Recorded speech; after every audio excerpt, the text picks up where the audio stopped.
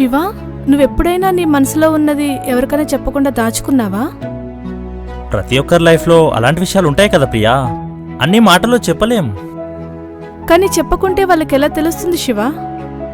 తెలుసుకోవాల్సిన వాళ్ళకి మాటల కంటే మనసే చెప్పేస్తుంది ప్రియా.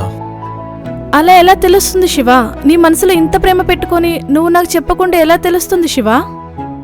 కొన్నిసార్లు మన మనసుకు నచ్చిన వాళ్ళని వదిలేయడం చాలా గొప్ప పని ప్రియా. ఎందుకంటే మనకంటే వాళ్ళ సంతోషం మనకు ముఖ్యమనిపించినప్పుడు అది గొప్ప ప్రేమ అవుతుంది ప్రియా. నేనెవరితో ఉంటే హ్యాపీగా ఉంటానో నువ్వెలా చెప్పగలవు శివ? నీ మనసులో ఏముందో నాకెప్పుడైనా చెప్పావా?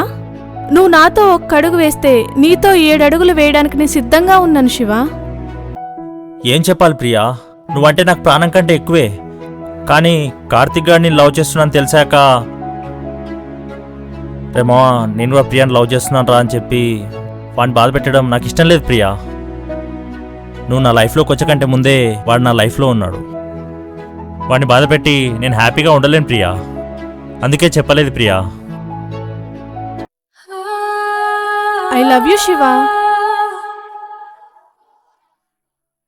I love you two Priya.